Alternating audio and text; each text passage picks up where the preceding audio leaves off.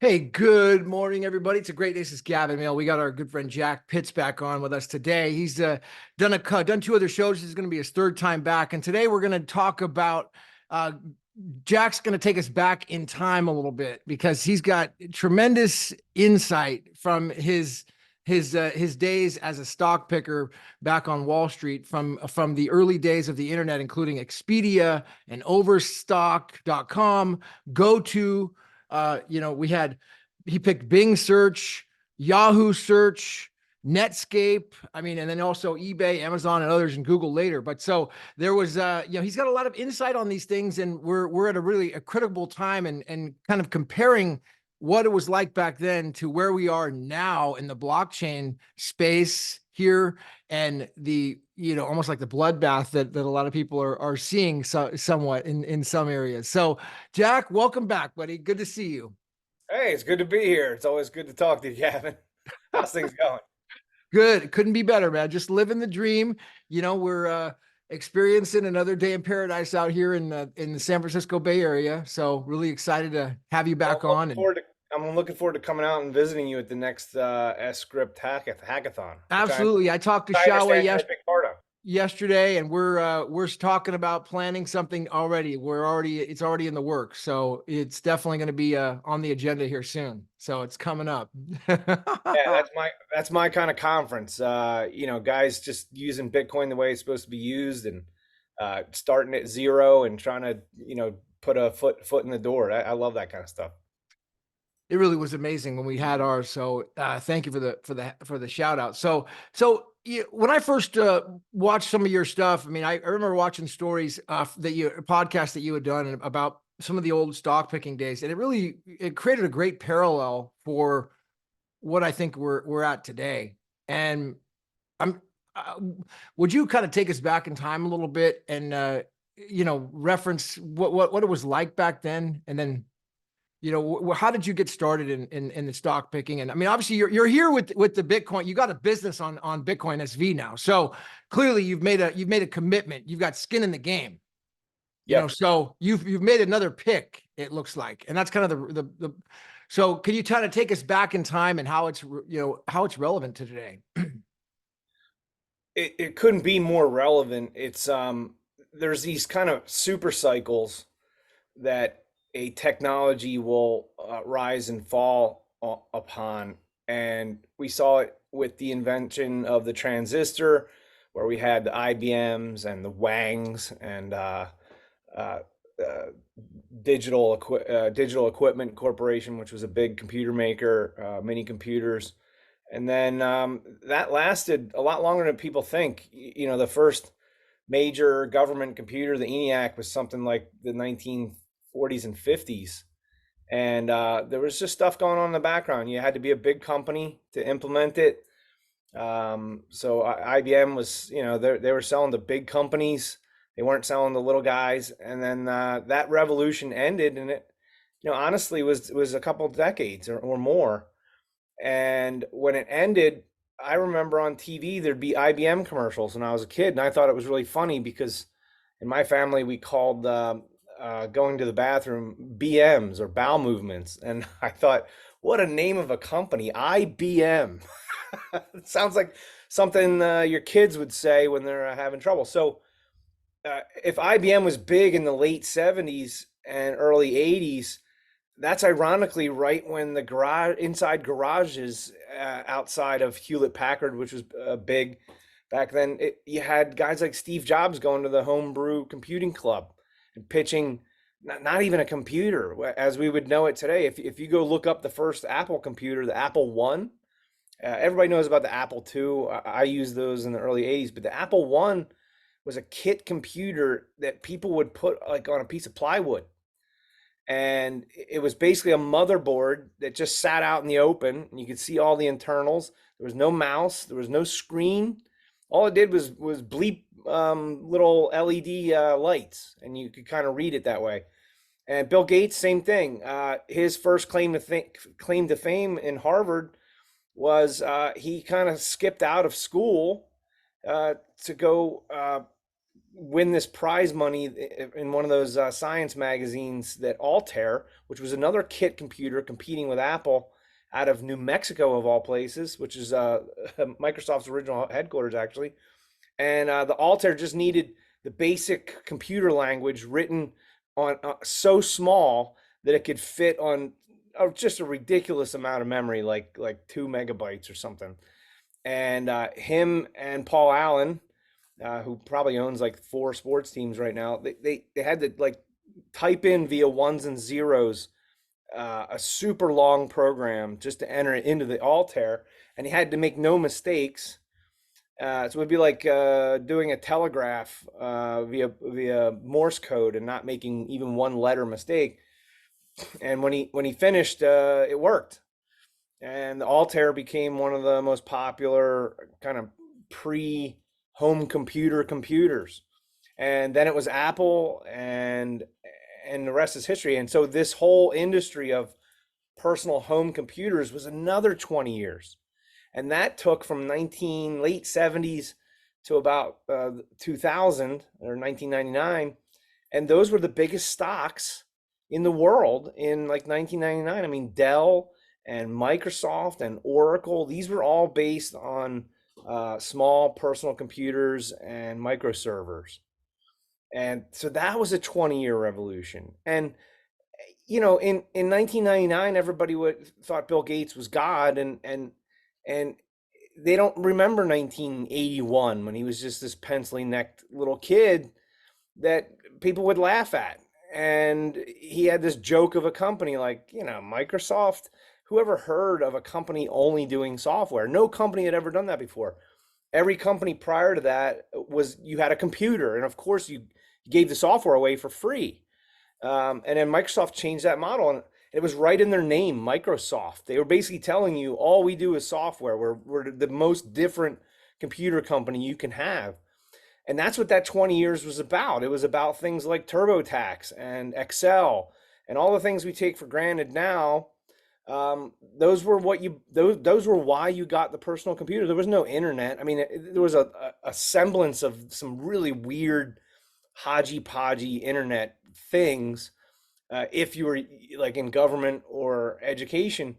But that 20-year trend ended with like when I was a stock analyst, I'd go to the store to see which computer companies were doing the best, and I'd walk down the aisle and be like, oh, Intuit's doing really well. Look, they have a whole shelf in Office Space, or not Office Space, Office Max, or some of the stores that sell computer stuff. And that was how you did it. You had to, if you want to know how a company was doing, you went and did the research by going to the store and seeing what people were buying off the shelves. Who buys software off the shelf now, right? I mean, we have whole music streaming, we have movie streaming, and I just downloaded TurboTax from the internet like a couple months ago. So that era ended right as .com kind of had its first bubble. And that's right when I got into this stock picking out of the Navy, because I wanted to change course. I knew that engineering and running nuclear subs was not my thing. What year was that you left the Navy? 98.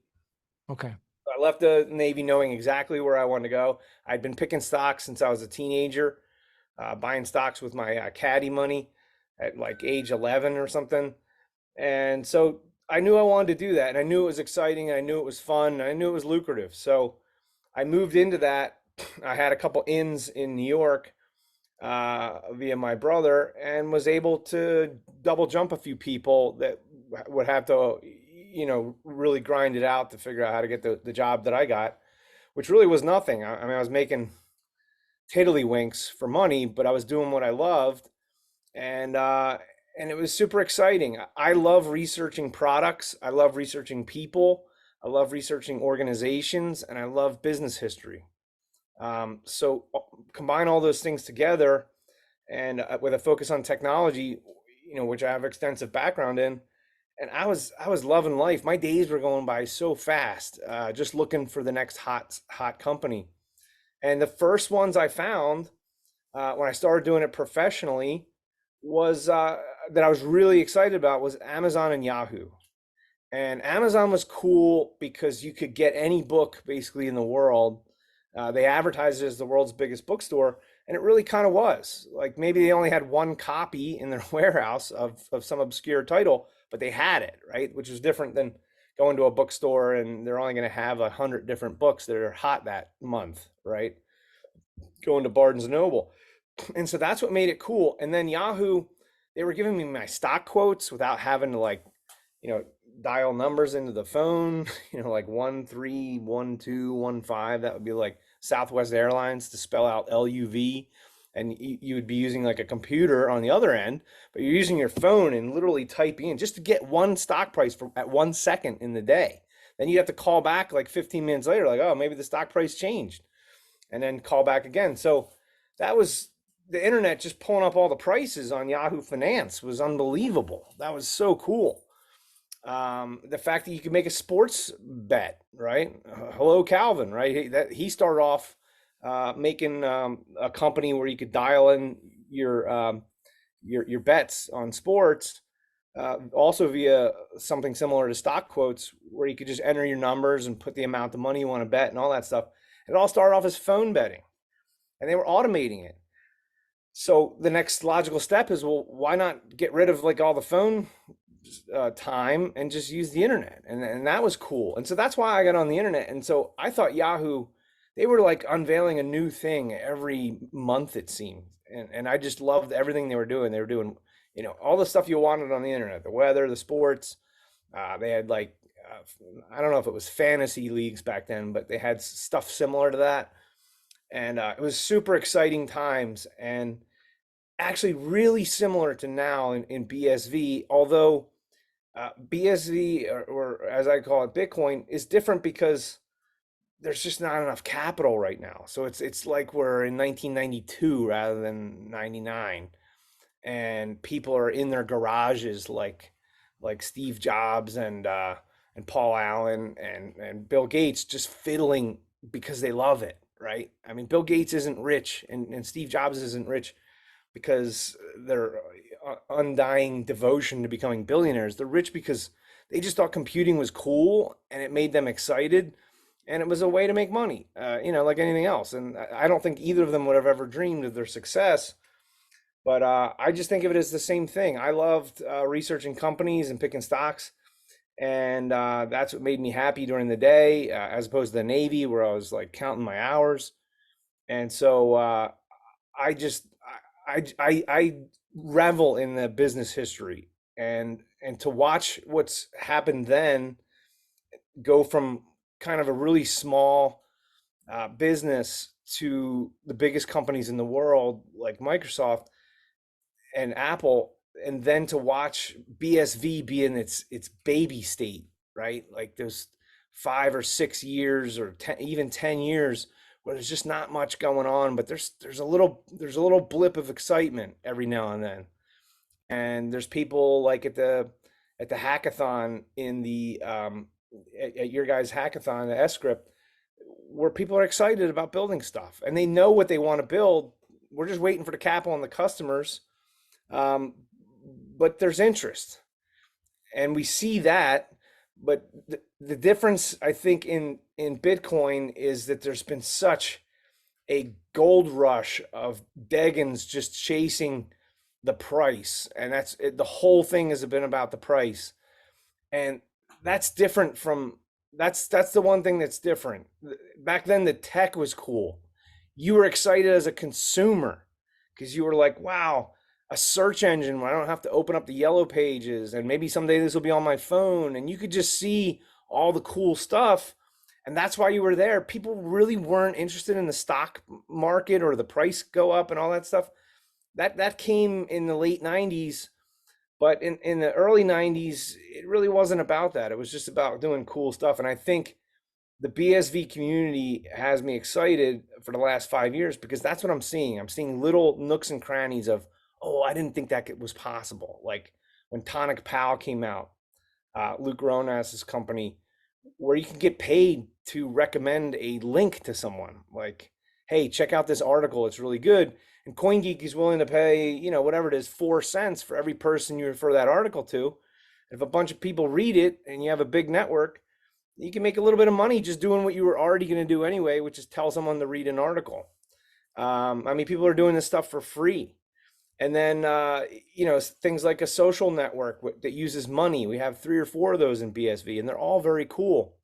And I just think, and the current one that I really love is Little Bit. It's a place where you can bet on sports. You can bet half a penny Yeah. on a game, just to dip your beak into the game a little bit more and have some Yeah. more interest in Nobody's it. talking about Little Bit yet. Isn't that like revolutionary online sport betting for microtransactions? I I mean, just think it's so yeah, cool. Yeah. so I cool. mean, um, again, the community is really small and we have 20,000 different blockchains. So I think, ironically, what we need to see is a collapse. We need to see like a deflationary collapse in order for the good stuff to emerge. And that's kind of tying it all back in when you go back to this dot-com crash. That's where the Googles, right? I mean, there was a little bit going on before that, but most of the companies that were popular then aren't really super important right now. How important is Yahoo now? How important is AOL? AOL was the biggest company in the world in 2000, almost. Biggest tech company that got sold for like $175 billion. And that was, Netscape. Wasn't Netscape another one? Or was well, it AOL bought Netscape, they bought and Netscape? then Yeah. they sold AOL Netscape to Time Warner for like 175 billion. That's a big number even today. And this is in like 1999 that deal was done. That's 25 years ago. Take the inflation and zap that up, and that's today's equivalent of at least Coinbase, but even more so like a Google or a Netflix being sold. So that was a peak, and everybody was excited. And the ironic thing was, all the best things came out of the crash. So it was, and this is where I had my success. So Uh, hold on before you do that. So the crash. Like, so we're like in '99, right? And then like it's leading up into around 2000. And was it an overnight thing, or was it like, oh, you kind of saw it coming? Where whoa, the writing's on the wall? Or I which mean, one, how the, did it the even? downside or the upside? Well, no, the crash. Did the crash? Like, how did it happen? I mean, for those who, I was around, but I wasn't really following exactly the details. Yeah, so I was probably in like what some might call like a 1% situation where everybody in my industry knew that it was going to crash. The problem was we didn't know when, and the price was so volatile to these stocks. I mean, some of these stocks would go up 200% in like an afternoon on Thanksgiving Day, stuff like weird stuff. And so you could you could short it, but man, it was painful. If you didn't get the timing perfect, you were just getting rolled over. So even on a fraudulent company that is super easy to figure out that it's a fraud, this stuff would just go up. What does that remind you of? uh, these things like every cryptocurrency named after a dog, basically dog whiff hat, and I'm not even know if I'm allowed to say the other. Cum Rocket was like the biggest. Um, it was the biggest cryptocurrency of 2024 as of like a month ago. I mean, think about how stupid that is. To even say that is stupid, and that's what we felt like in '99. All the serious people who owned real companies that did real things, we just thought the whole thing was moronic because we'd go to like your average dinner party or a party, and like the grizzled old man that doesn't even know how to type is telling you how much Netscape he owns, or how much pets.com he owns, and all these just, I mean, these are actually not even the worst ones. That Audio Highway, bids.com. I mean, beachcouch.com, that was a stock. I mean, some of these things were so stupid that you would laugh about them until you shorted them and they would run you over, sort of like the GameStop thing that happened a few years ago. And then you weren't laughing anymore. You're like, what the heck is making this thing go up? And so it was very similar to the meme culture of today. So all these guys, these young guys who think they're doing this new thing, it's not new at all. You've heard Craig talk about that in a different aspect, but I can tell you the same speculation and deganry and stupidity was going on, and everybody knew it was going to end. Even the people participating in it kind of knew it was BS, but their number was going up. So who's going to argue about betting on something that just keeps going up? So it was really not about like finding the best product or the best company. It was about finding the next meme stock. And we didn't have that word back then, but that's really what it was. And that's what the bubble of 97, 98, 99 was. That the peak, it peaked out in 99 and the bubble part of it. And 99 was crazy. It was just as crazy as like 2017 in crypto or 2021 in crypto or this year in crypto. So this crypto thing is lasting a little bit longer, but it's the same sort of daggery and ridiculousness that we saw before. And it's in a way it's wasteful, but it's also good because speculation is usually off the mark, but it adds a lot of capital. And the capital usually ends up creating something that's worthwhile. And I think that's where we're at right now. We have a lot of deggenry and kind of a lot of ridiculous things being made, but we're just throwing spaghetti up against the wall to see what works. And maybe just like Yahoo kind of stumbled into search over time, some of these companies that maybe aren't even BSV, but many who are BSV, they're doing one thing thinking it's important, and they'll end up creating infrastructure that allows them to do something else that actually is important. And I think that's where we're at. We're just throwing spaghetti against the wall at the moment, and at some point something sticks. So it And sounds like back in the night around 99, you're shorting things and you're already realizing like, okay, we got a problem here. These companies are not sustainable. I'm going to short them. But then the price kept going up and you get wrecked. So, you were a little early on the shorts, and then eventually, you saw it and it happened. What was it? Was it 2000 that it finally popped, or when was that? so And the kind of emotional peak was August of 99. That's when the Dow and the Nasdaq peaked with respect to gold. And so I consider gold to be, well, the gold standard and for money. And so that's how I measured everything. But in dollar terms, the peak was March of 2000, which is only like 7 or 8 months later. That was a long 7 or 8 months, though. It felt like that 1999 felt like the longest year of my life because I was short all these really grotesque, horrible, fraudulent companies, and I had to battle them. It was like a war. Now we eventually won the war because from 2000 to 2002, which is 2 full years, three if you count the emotional peak from 99, everything was going down. Like it was just getting crushed. So it looked a lot like 2022 if it didn't go back up again. So I think right now we're sort of in that 1999 phase where everything's kind of worked, but it's different this time a little bit because back then I think there was real capital behind it. Everybody was doing it. Your uncle, your aunt, your grandma was giving you stock picks in 99, and this stupidest companies. My parents' friends lost most of their retirement money on some of this stuff, and it's very similar to today, except today it's concentrated. So you got CZ and Sam Bankman-Fried and Justin Sun and the Tether Boys, and those are the guys making all the money. The retail people, they're just kind of getting cycled, right? One minute they buy Cum Rocket or Monkeys pictures or whatever, and the next minute they're holding the bags. I mean, we have the word for it, right? You're the bag holder. That's when you've stayed in a bit too long. But people don't realize how hard it is to make money in something that has no fundamentals. You have to be early. You have to guess the trend right, which is sort of like guessing which jeans company is going to be popular next year. Really hard to do. And then you've got to time it so that you buy it cheap and you sell it high. And all those things are super hard. There's some elite traders that can do it, and in both crypto and in memes and everything. And they're probably working super hard to even create the memes and the buzz and all that. And they're probably behind all that stuff. And so I think the same thing was going on back then. You had some stock jockeys that had been kind of selling fraudulent stocks their whole career, and then it was like, hey, it's selling fraudulent stocks year, and they were just good at it, and so they capitalized. And so I think, ironically, the same thing's going to happen now in Bitcoin as what happened in stocks in 99 to 2002, which is people are going to get wrecked owning deggenry stuff and meme stuff. There'll be plenty of people who make lots of money doing that, but there'll be a lot of people that get wrecked.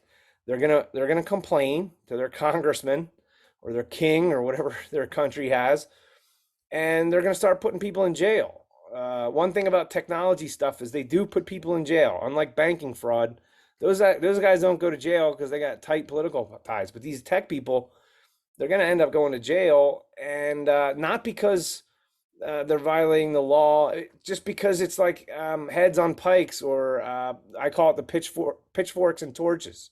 When the people get angry, they want heads. They want heads to roll, and that's where the expression comes from. And that's going to happen in cryptocurrency when it bombs.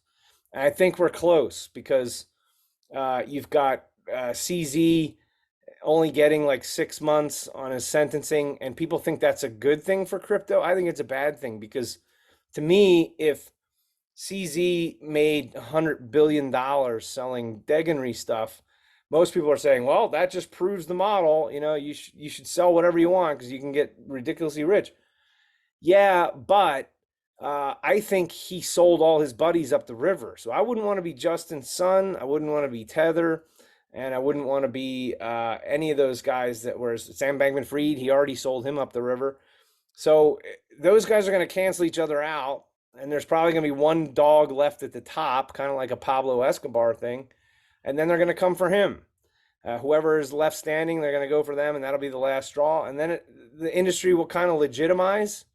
But the way it's going to legitimize is going to be silent. It's going to be on page 16 of the paper because everybody's going to have lost money on this stuff, and no one's going to want. They're going to say cryptocurrency the same way they say, something they're disgusted with, and that's the moment you really want to get involved. Ironically, because that's when everybody's in their garage, and the people who really love this stuff, like me and you, that's when we're doing our best work. When there's no hype, there's no chasing number go up, and we're just in the garage creating the next little bit, or the next Slictionary, or the next Dark to Light, or some of these little tiny companies that are making cool stuff and nobody's seen it yet because the number go up crowd is really loud.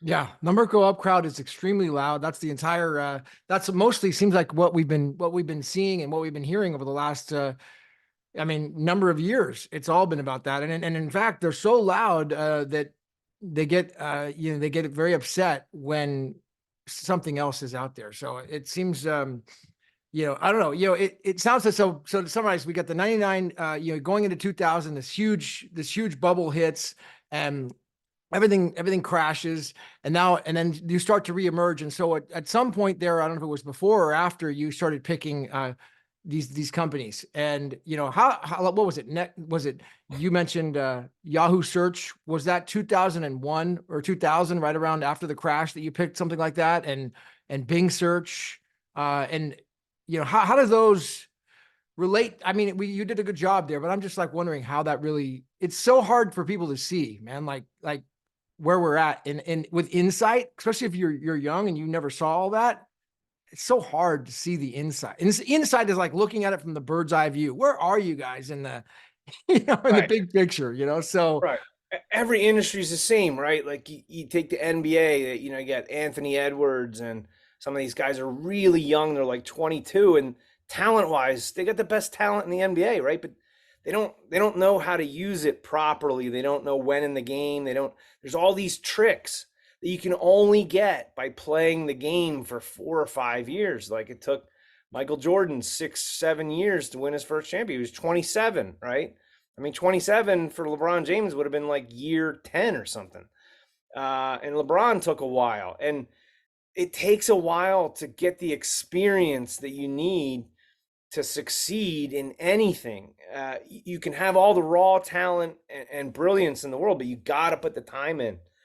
And I just think that's what it was like. It was like I was seeing all this stuff for the first time in 98, 99. I was just filled with gusto, and I knew I had the talent to be like, I can figure out which products are fraudulent and which ones are really good.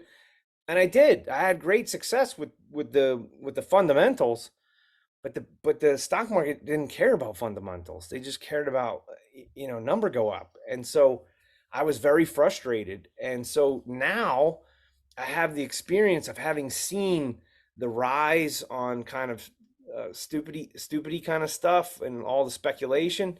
I've seen the crash, and one great story is that right at the peak of the internet bubble, two deals were done, and they couldn't have been. They were similar, but couldn't have been more different. The one deal was with the biggest company in the internet. It was called AOL. They had bought the first browser company, Netscape, and they were the internet. That's what when people got onto the internet in the United States, they went to AOL and they got their little disc in the mail. And there's a whole movie on it with Tom Hanks and Meg Ryan. You've got mail, and that was the internet. AOL, instant messenger, the whole deal. And when you got on the internet back then, it was AOL, and AOL ended up getting sold. They sold at the top for $175 billion to Time Warner. And the deal was probably done in 99, like August of 99, which would have been the peak of the internet stocks. But it wasn't announced until the actual dollar peak around April of 2000 or so. And when that deal was announced, it was like, wow, an internet company is worth $175 billion. It's one of the biggest companies in the world. And that same sort of thing is happening now, right? Like BTC is worth $1.5 trillion. Ethereum is approaching $1 trillion. I mean, these things aren't worth $1 trillion. Who in the world is using this stuff? But it's worth $1 trillion. And it was the same for AOL. It was actually better for them because they had a lot more customers and people were using it. It's just the valuation was incredibly, awfully bad. So that was the one deal that kind of marked the peak of the internet bubble. And at the same exact time, two guys in a dorm room were building something called a search engine called Backrub. And they had one server that the one guy had built himself from scratch. And they were running this site kind of locally in the San Fran area out of their dorm room. Okay. They were getting their master's degree in electrical engineering or something. That's the thing. That's the thing. You didn't even get your master's in computer science back then. You got it in electrical engineering if you were going to be in computers, even if you were going to be in software. And so they made this deal. Well, first people in Silicon Valley started realizing that, hey, this Yahoo's ginormous, right? Yahoo was probably also in the AOL class, second to AOL. They were probably worth 100 billion. And this company Google was like, hey, we can do a better Backrub. Yeah, we could do a better search engine. So people like on Berkeley and Stanford were using it.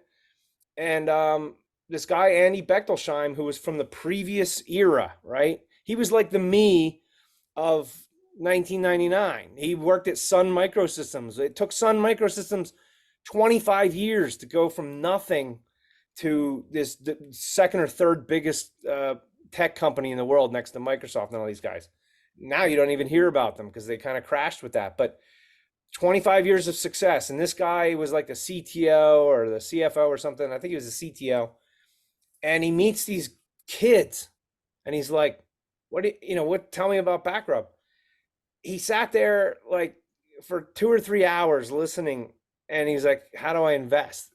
And they're like, well, I don't know. Well, what's your valuation? I don't know. They didn't have a valuation. They weren't like running a startup to get rich. They were just like doing something cool. And they had to come up with a valuation, which ended up being $2 million. They sold this guy $100,000 worth. So that's what, 5% of the company? Imagine owning 5% of Google because you met a couple guys on the street. And so this guy, Andy Bechtolsheim, invested $100,000 for 5% of Google in 1998, 9 kind of time frame, right at the peak. And here's the thing. AOL did nothing but go down, right? Their business kind of went away. Not entirely. It's still sort of around a little bit for old people and stuff, but that was the peak for them. They were never going to be better than they were the moment they got acquired. And Google was worth $2 million. I think right now they're worth $2 trillion. So to take 2 million into 2 billion is 3 orders of magnitude. To take 3 billion into what they're now approaching, which is 3 trillion or 2 or 3 trillion, is another 3 orders. So they're 6 orders of magnitude smaller back then than they are today. So they were nothing. and it was like the greatest investment in the world. Andy Bechtolsheim made more money from owning a tiny bit of Google than he did from Sun Microsystems in 25 years, right? So that's kind of how you should view yourself. If you're in Bitcoin, real Bitcoin, BSV, you're like Andy Bechtolsheim, right? You, me, anybody else who kind of knows about it and knows the secrets of the tech and all that stuff. You see the future. And if you're old like me, it's because you've seen it all before.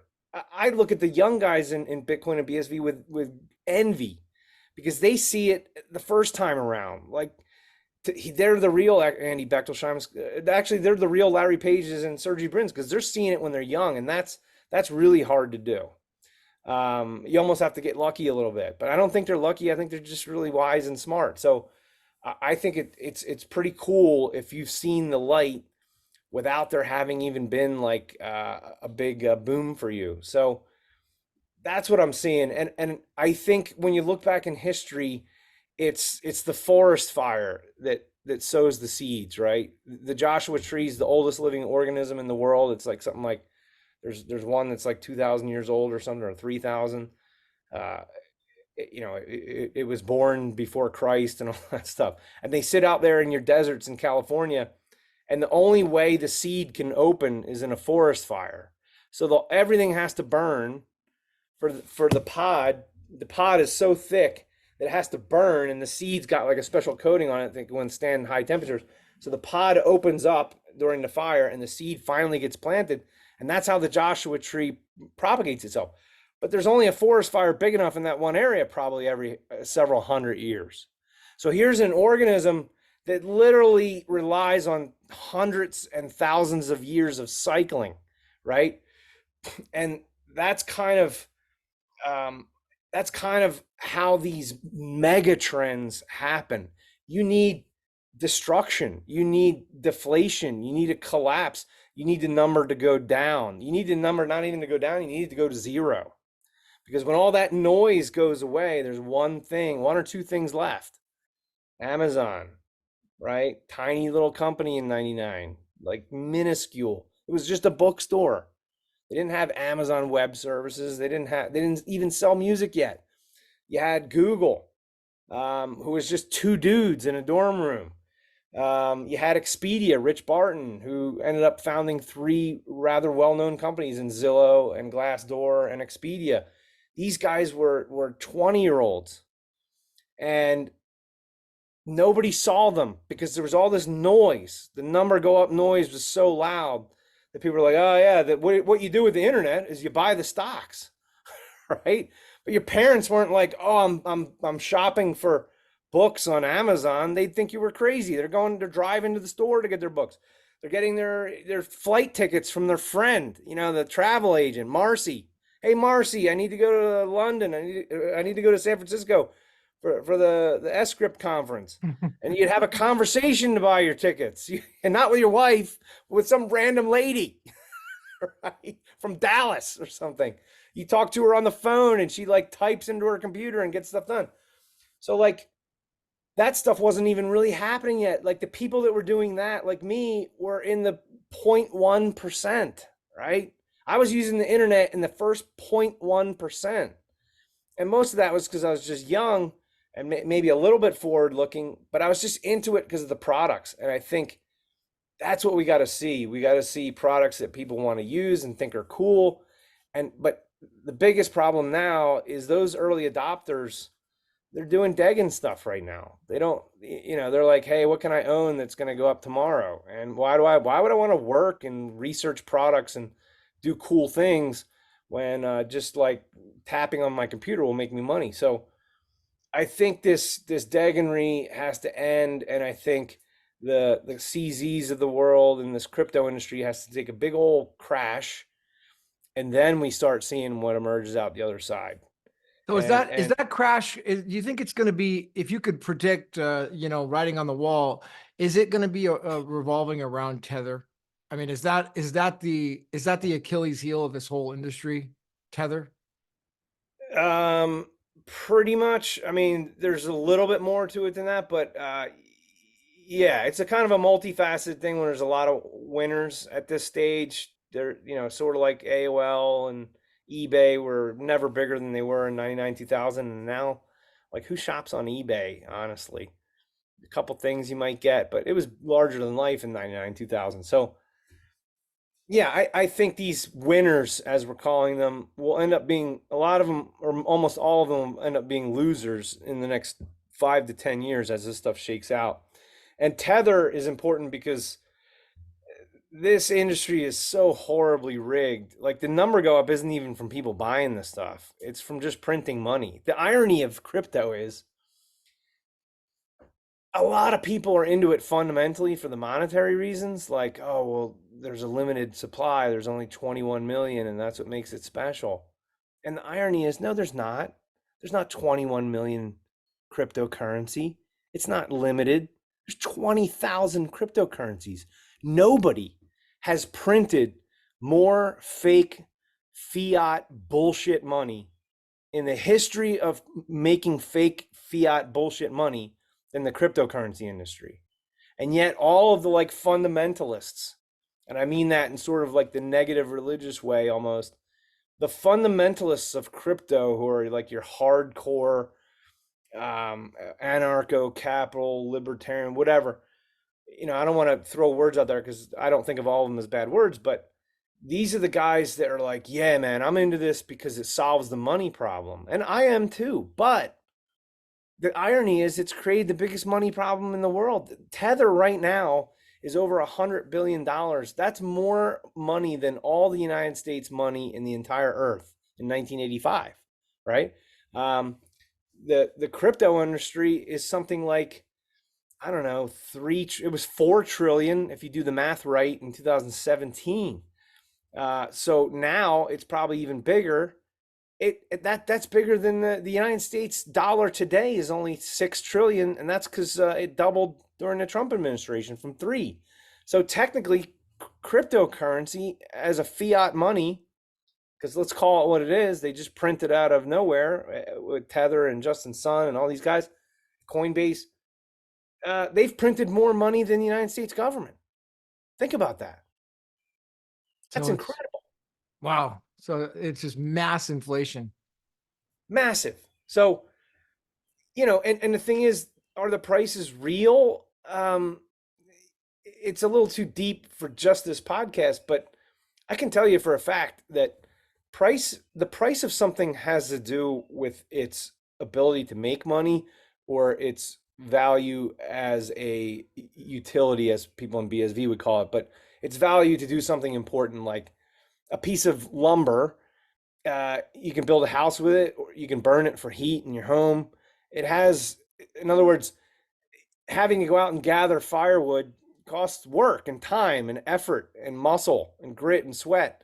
And if someone just drops lumber onto your yard, that's never worth nothing, right? Ever. Because even though maybe wood and lumber prices are at all-time lows because they made too much of it and we have an oversupply condition. But no matter how much lumber is in the world, even if it's stacked, 40 feet high in every house and country, it's still what you're using to keep you warm in the winter, right? So it still has value.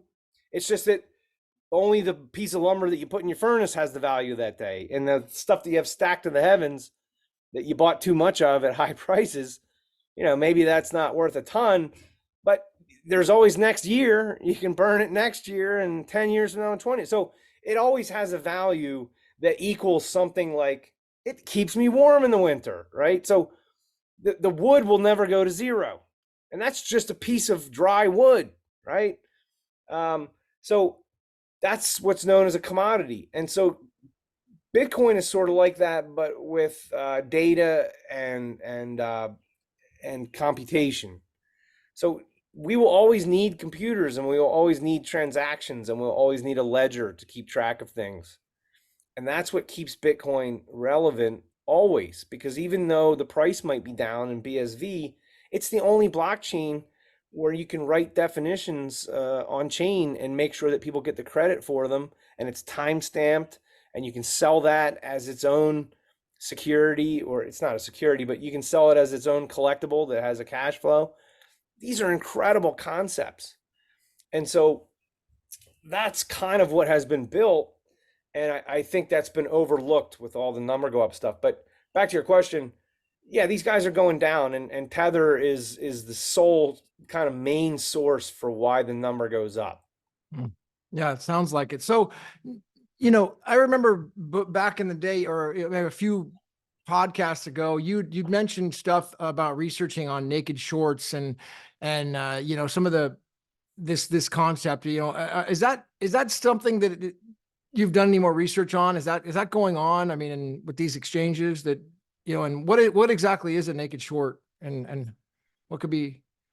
Well, a naked short is in stocks, the way it's supposed to work is sort of like the blockchain, right? If you own a security, you own a right to the income stream from that company. So if Google's making $100 billion a year and you own 1% of that, then you got $1 billion coming to you at the end of the year, like clockwork, as long as that business is viable. And so it's an ownership right. And the the same is true of anything that you own like that. So wait, let's go back to the question. Yeah, so I'm just wondering that you researched naked shorts in Oh yeah, yeah, in yeah. in Bitcoin and like with these exchanges, and I'm wondering if it's still going on, and if so, how the heck it works? What is it? And Well, what it is it's the ability to short something without having to borrow the security. So if you own 100 shares of Microsoft, right? There are no negative shares of Microsoft. There's only owning it. So you own it because you think the number's going up. So let's say it trades at $100 and you own 100 shares. I think it's going down, but there's no way for me to bet on that. So what I do is I call Gavin's broker, let's call it Interactive Brokers, right? And I say, hey, Interactive Brokers, I want to sell $100. Gavin's betting it's going up. I want to bet that it goes down. So he's selling 100. I want to sell $100 worth of Microsoft. So what Interactive Brokers does as the man in the middle is they say, hey, Gavin, would you mind lending us your 100 shares? You won't even know they're gone, and we'll promise you that as a solvent company, we'll make sure you don't lose your shares. And you're like, yeah, but what do I get out of it? And they're like, you know what? We'll give you 1% interest on your Microsoft shares. And you're like, hey, well, the dividend only pays 50 cents. That's cool. Yeah, I'll take that. Now I'm making 1.5%. And what Interactive Brokers does is they then just hand me the shares. I get 100 shares sent to me. I give them cash as collateral, and I sell the shares. Well, now I'm on the hook. I sold your shares.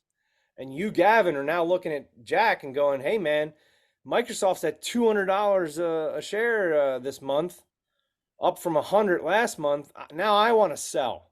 Where's my shares? I'm done. I just made 100%. I want to cash out. I made a huge profit. And the broker's like, oh, sorry, Gavin, we don't have your shares. Jack has them. He shorted them. And then you're like, well, tell Jack I need my shares back. So what happens is I now have to go into the market and buy them at $200 a share. I now have 100% loss because I made a mistake in betting against Microsoft. And you now have 100% gain. So I have to come up with money extra and buy those shares at twice the price that I sold them for. So I lose 100%, and then I hand you your shares back. You sell them to somebody else, and now you have your 100% gain, and everything's now back to normal. Well, that's the way shorting works. The way naked shorting works is Interactive Brokers, the guy in the middle just goes, yeah, Gavin, just sell, or yeah, Jack, just sell all the short that you want. You want how much you want in your short position? How about 1 trillion? Right? I want to short BSV, which trades at 10 billion market cap in 2021. It's trading at $492.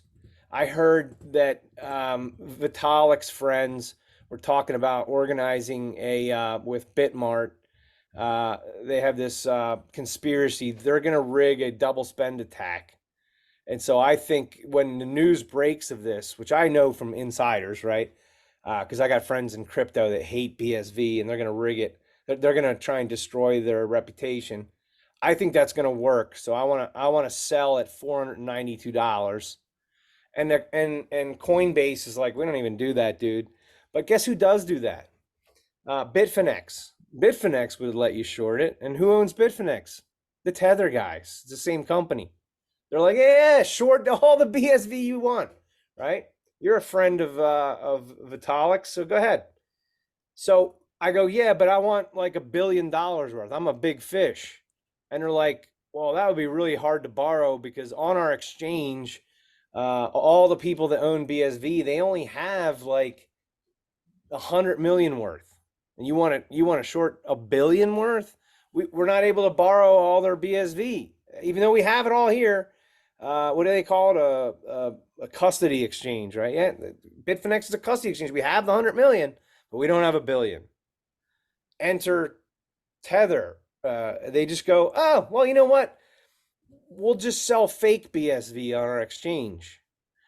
And so they just print it up. They print up basically the equivalent of fake BSV, just like you could print up monkey pictures, right? And they go, well, since everything is at the end of the day, you have to exchange it with Bitfinex to get in or to get out. Only we know that we're cheating. Okay, this is naked shorting.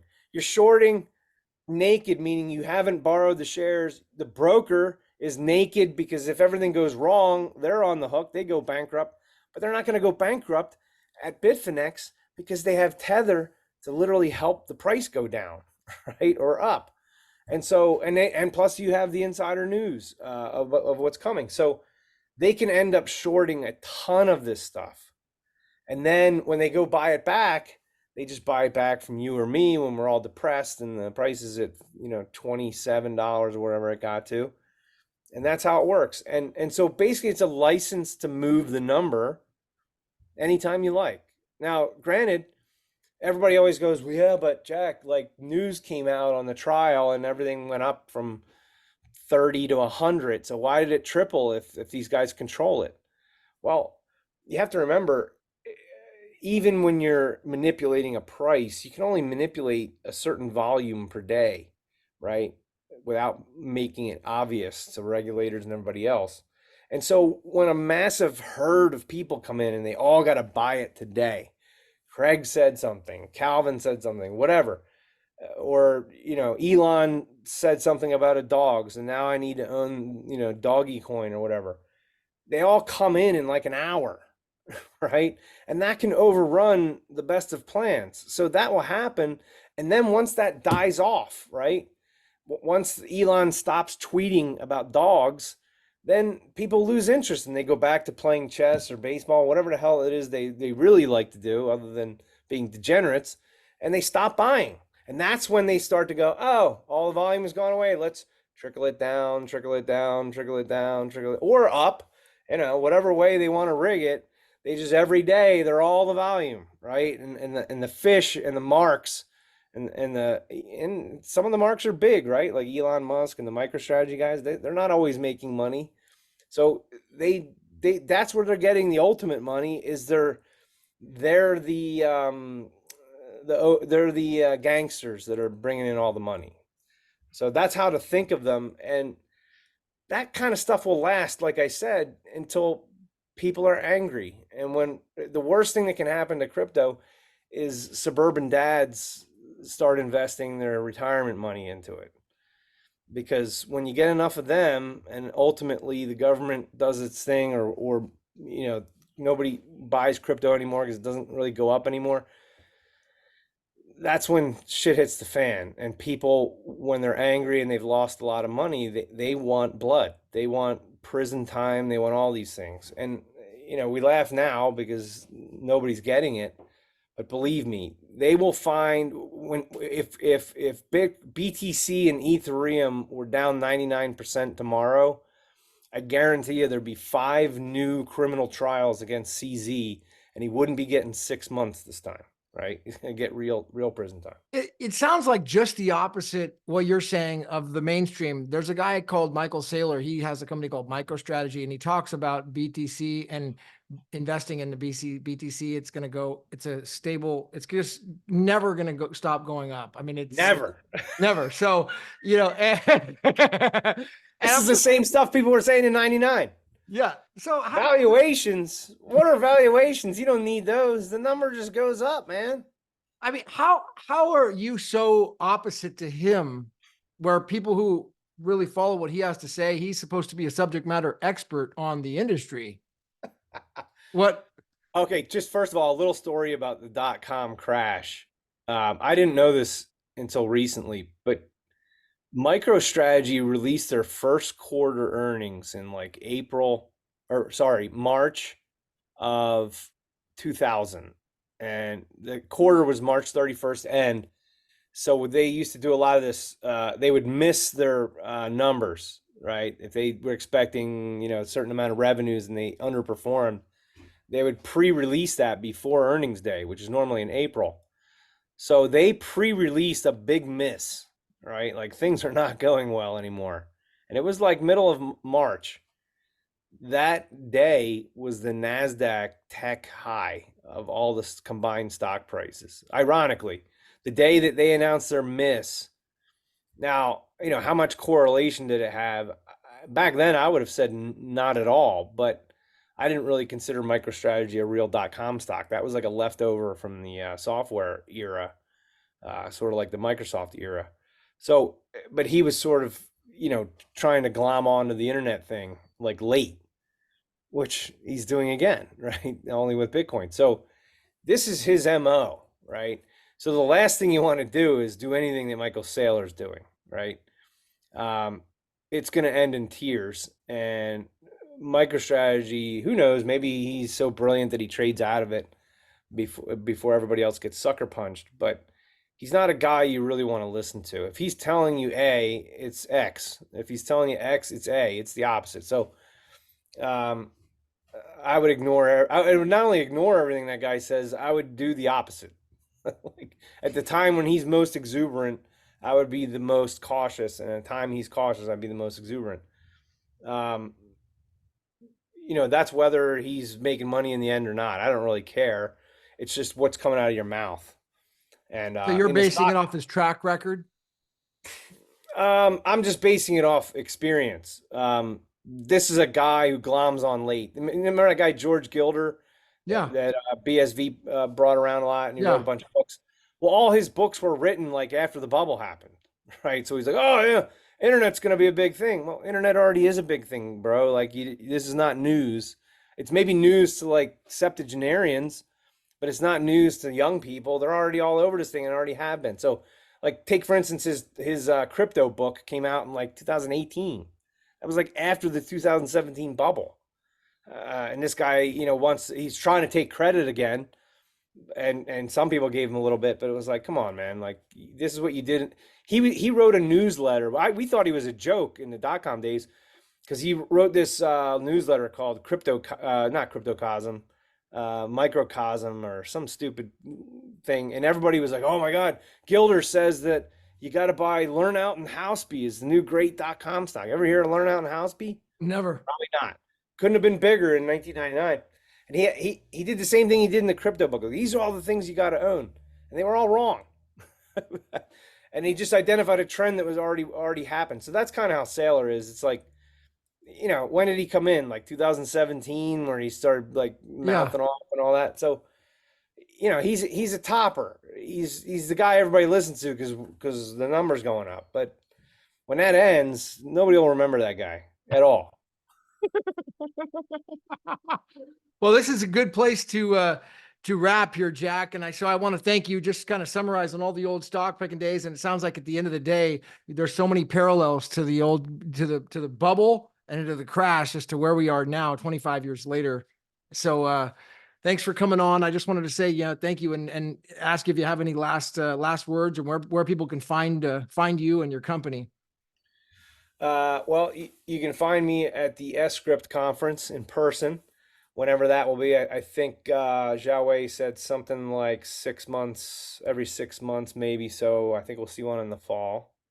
I told him it should be in a different American city and not necessarily a big glitzy one. I think the times are calling for Cleveland or something, or Detroit or some weird city that nobody knew was secretly cool because it's been mired in muck for so long. So, but I'm guessing he'll probably have it in San Francisco. So, but I'll go wherever he has it, and still slogging along. I think what I'm recommending to people is you're just in hard work mode.